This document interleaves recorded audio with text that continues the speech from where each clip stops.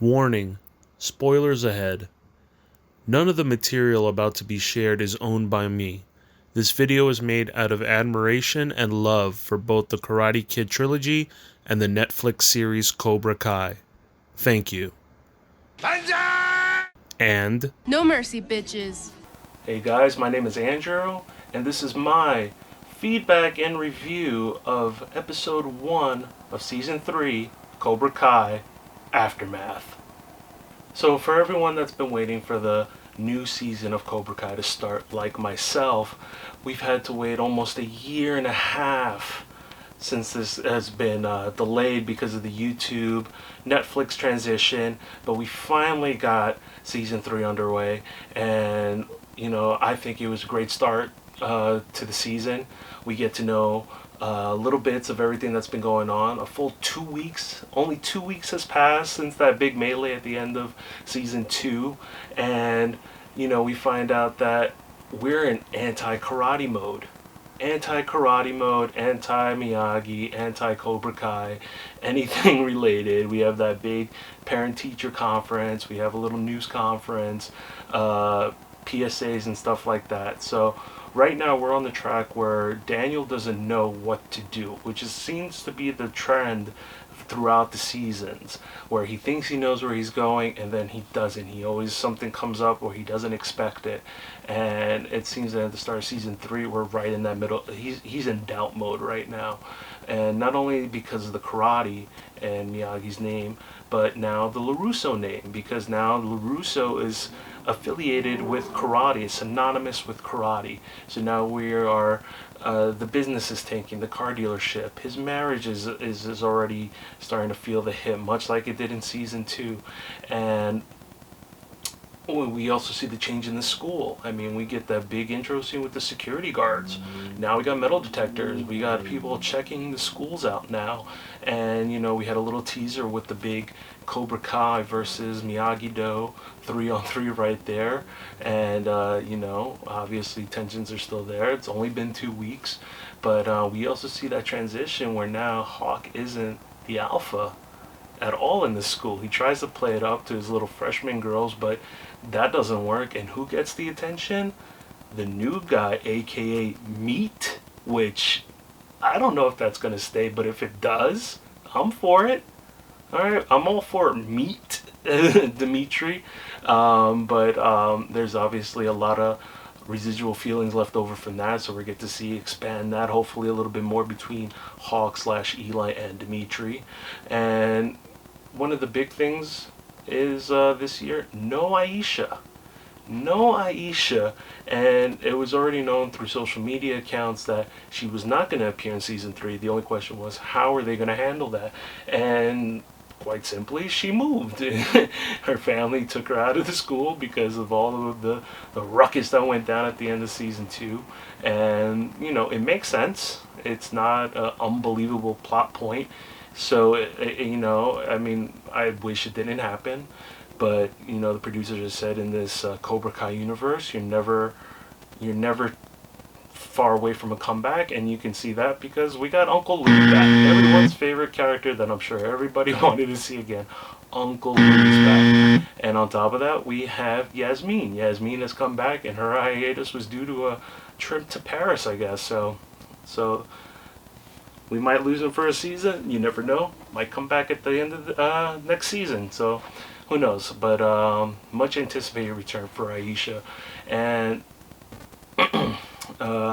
one of the major plot points was, of course, Miguel. Now, Miguel has been in a coma for 2 weeks, which is a very scary situation. But if you had seen the teasers and such, you know that wasn't going to last very long. But the steps to get him there were very emotional, because that bond between him and Johnny is obviously still there, and it was Johnny's voice. And if you think about it, his mother spoke to him, didn't get through. It was Johnny's voice and stimulation that got Miguel going and got him to really knuckle up and fight that demon inside of him to finally wake up at the end. And if that's not a testament to their bond, then the strength that the two of them have together as pseudo father and son, I can't wait to see where Miguel leads later on in the season. And that leads us to Johnny and Daniel. And, they've been teasing it, and people have been speculating that we're going to get a team up, and it seems eventual. I mean, it seems poised to happen, especially they're going to go on the hunt for Robbie. They need to see what happened, need to get them in line and on the right path, and that's definitely a shared bond between Daniel and Johnny that they both share to take care of Robbie. And so, but of course, we have the Kreese factor.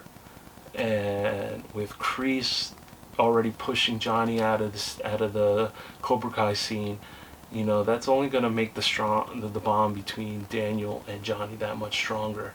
And my speculation, without seeing any other episodes besides episode 1 so far, is we're going to get Daniel and Johnny versus Kreese and Terry Silver.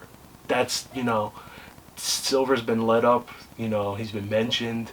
And we go down the paths of these films of 1, 2, and 3, and the heavy influence that Part 2's taking right on this season. And I think we're going to get maybe a Mike Barnes, possibly a Terry Silver. But in the way this story is shaping out, Kreese is poised to take over the gyms, and what better asset than to have Terry Silver as that financial backer. And we get I love the callbacks. The show's great to the fan service, and we had a little Kreese callback and very early on. Johnny breaking the glass window when he was drunk. That was very Kreese-esque. And we had the callback to the big cardboard statue, the cardboard cutout Kreese, which was very little in Part 1, but very heavy in Part 3.